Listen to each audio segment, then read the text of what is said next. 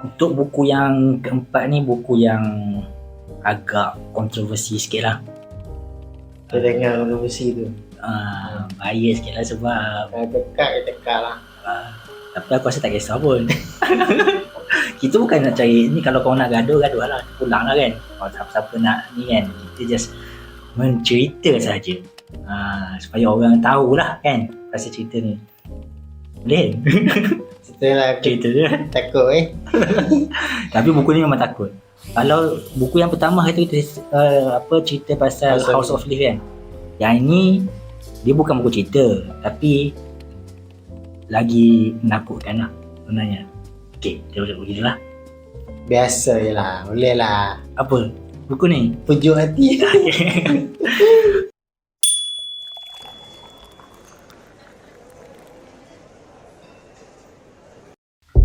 Suatu hari, seorang lelaki mendapatkan sebuah buku yang bertajuk Syamsul Ma'arif dan membacanya. Antara yang terkandung dalam buku itu termasuklah perkara-perkara yang berkaitan dengan ilmu sihir, jin dan azimat. Lelaki itu membacanya sampailah kepada satu bab yang menyentuh berkenaan ritual yang perlu dilakukan untuk mengahwini bangsa jin. Tanpa mempercayainya, lelaki tersebut melakukan ritual tersebut atas kadar suka-suka. Hari selepas itu menyaksikan tidak ada sebarang peristiwa besar yang berlaku kepada lelaki itu, melainkan pada setiap malam dia hanya terasa seakan ada orang menghembuskan nafasnya ketika dia sedang tidur. Menyangka itu hanyalah mainan perasaan, lelaki tersebut tidak mengendahkannya. Sampailah suatu masa lelaki itu bertemu dengan jodohnya. Namun, menjelang tarikh perkahwinannya, bakal isterinya, ibu dan ayah isterinya dan ibu dan ayahnya sendiri terbunuh akibat kemalangan. Nasib buruknya itu dikatakan berpunca daripada rasa cemburu seekor jin perempuan yang dikahwini lelaki itu tanpa disedarinya ketika dia melakukan ritual yang terkandung di dalam buku Syamsul Ma'arif. Macam dalam drama Kemalangan tu pula, cerita dia berlaku di berbeza-beza, bukan satu kereta. Maksudnya event yang berbeza. Isteri dia naik kereta ni, mak dia naik kereta ni, keluarga isteri dia naik kereta ni, kemalangan 3 kali lah. Ini 3 kali berlaku kemalangan tu. Dalam kisah yang lain pula diceritakan bahawa seorang lelaki tertarik dengan kandungan buku Syamsul Ma'arif ini. Beliau lantas membeli dan segera membacanya, bahkan melakukan beberapa ritual yang terkandung di dalamnya. Malam pertama dia membaca buku tersebut, lelaki itu mengalami kesukaran untuk tidur. Dia merasakan seakan-akan ada orang yang memerhatikannya sepanjang malam itu. Keesokan harinya, apabila dia meneruskan pembacaan buku tersebut, keadaan menjadi semakin pelik apabila dia menyadari bahawa barang-barang di dalam biliknya bergerak dengan sendiri. Akhirnya, lelaki tersebut mematikan niatnya untuk membaca buku itu sehingga habis dan memulangkan buku tersebut kepada penjualnya. Anehnya, sebaik sahaja dia sampai di rumah, dia dapati bahawa buku Syamsul Ma'arif yang dibeli dan dipulangkannya tadi kembali terletak kemas di atas meja biliknya. Seakan memberi amaran, dia perlu menghabiskan pembacaan buku Syamsul Ma'arif itu. Pula. Kira orang kata kalau siapa dah baca buku tu, dia tak boleh nak berhenti. Kena habiskan baca. Aku ada simpan PDF dia. Inilah beberapa kisah seram yang dikaitkan dengan sumpahan sebuah buku Arab yang dikatakan berhantu. Selain kisah-kisah hantu, buku ini juga ditularkan dengan beberapa trivia atau fakta yang menakutkan seperti penulis sebenarnya bukanlah manusia tetapi jin. Ada yang kata buku yang ada sekarang ni, buku Syamsul Ma'arif yang tersebar sekarang ni bukan buku yang original. Dia adalah versi yang lain lah. Versi yang diolah. Sebab dia kata yang original tu kandungannya lagi menakutkan. Aku rasa aku tahu sebab apa dua versi baru. Sebab apa? Yalah, untung lah. Dah bermula. Ambil keluar. Yang kata ambil keluar. Betul juga kan. Buatlah buku Mukhtasar. Aku Hakikatnya, tidak ada sebarang bukti yang boleh menyokong kebenaran bagi kisah-kisah hantu dan fakta-fakta pelik yang dikaitkan dengan buku ini. Apa yang pasti, buku ini seperti buku-buku yang lain hanyalah sebuah buku biasa, walaupun kandungannya tetap mengundang kontroversi terutama dalam dunia Islam. Jadi apa yang aku sebut tadi tu semuanya basically benda yang bagi aku sendiri tak boleh nak dibuktikan lah. Cerita biasa, ada cerita-cerita orang, tambah dekat TikTok. Lagilah kita kata boleh percaya ke benda ni kan. Memang accident sebab buku, benda apa?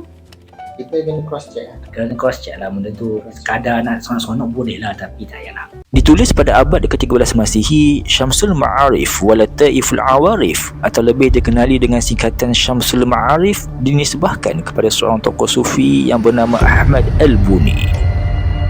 Beliau merupakan seorang tokoh sufi dan ahli dalam ilmu matematik.